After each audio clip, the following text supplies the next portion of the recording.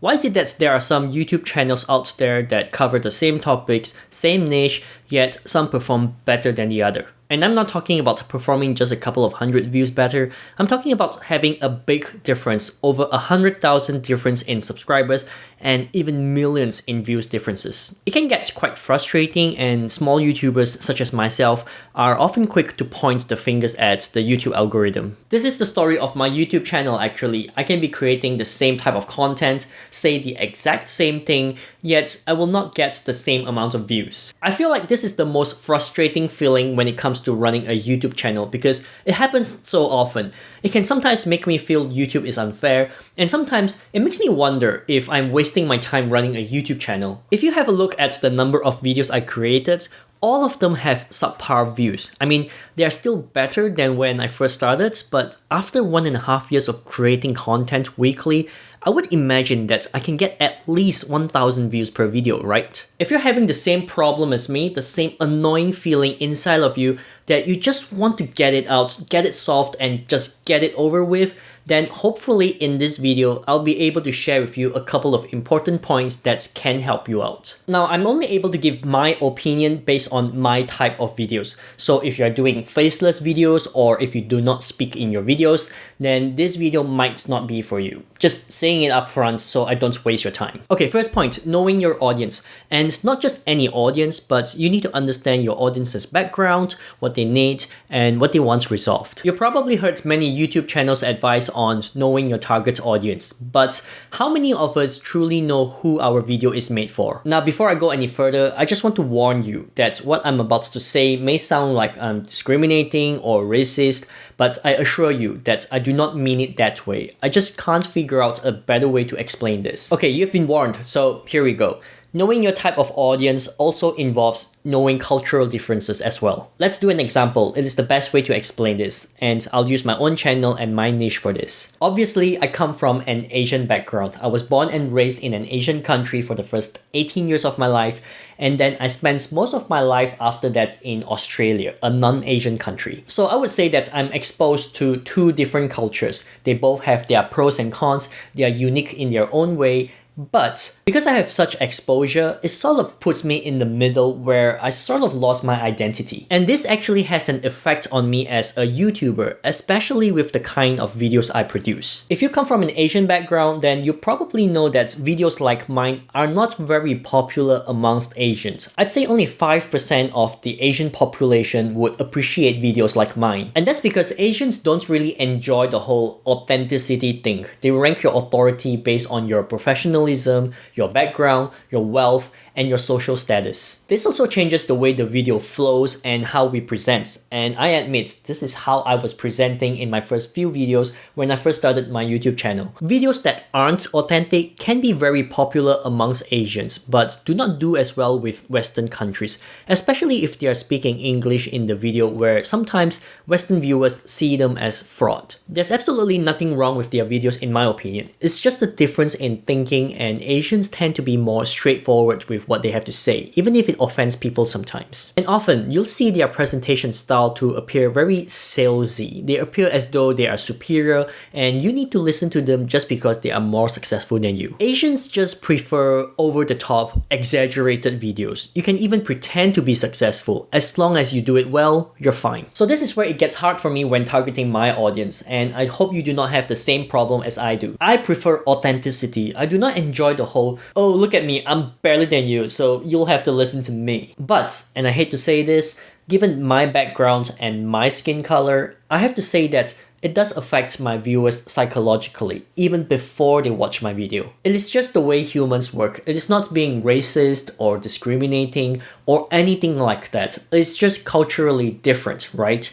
And it is really hard to interact when there's a clash in beliefs. So in the end, the problem with me is I want to create videos that are authentic and real, but the way I speak, the way I think, they're all catered towards an Asian audience. I hope you get my point here that knowing your target audience means quite a fair bit of stuff.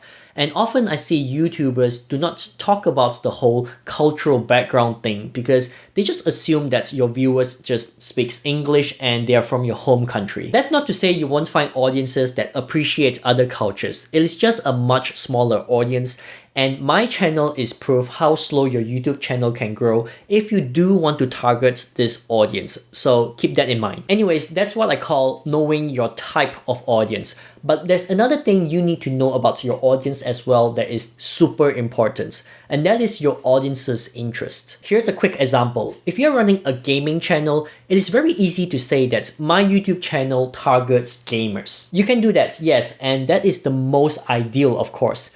But that category is being dominated by big YouTube channels. Channels like PewDiePie, this category belongs to them and it is very hard to compete with them. Instead, you'll want to narrow it down, or niche it down as most YouTubers will call it, where you can focus on one game only and build an audience around that game first. Then you can expand to different games when it is time. This is also why you see some gaming channels can easily grow fast when a new anticipated game comes out, because there's literally no competition at all. At least till the big YouTubers jump in. But hey, at least you have a fair bit of chance. Look, if it makes you feel any better, I myself make the same mistakes too, and it takes a lot of practice and understanding how YouTube works and how people think in particular before I finally get who my target audience is. Second point, how long has your competitor been on YouTube? A big part of having a really good average view duration is dependent on how many subscribers you have,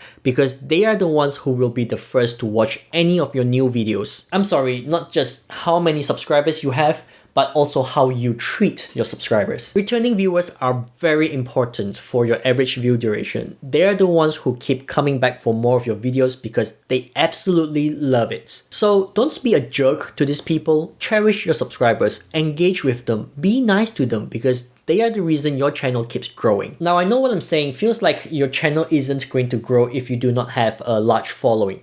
But it doesn't mean your channel won't grow. It just means it won't grow as fast. I'm sure you have seen many YouTube channels doing it, right? A small YouTube channel having only 1,000 subscribers created a video that blew up their channel, and suddenly subscribers came pouring in. But they'll continue to maintain their momentum. It is as though their channel has been taken to the next level, and YouTube recognizes that. But what I think really happens is once your channel blows up, you start to gain tons of new returning subscribers. And this new subs gives you more views and maintains your average view duration at a very high level. Then YouTube sees this, gives your video even more views, helps you get even more subscribers, and the whole cycle starts again. And it's just like the saying, the rich gets richer, but the catch here is the toughest part is always at the start, where you're a nobody, you have no money, and you have to work extremely hard in order to elevate yourself to the next level. So in a way, you need quite a bit of endurance when you first start your YouTube channel, and everyone's journey on YouTube is different because the YouTube algorithm can be very picky. But that being said, it is best to measure how your channel is performing right now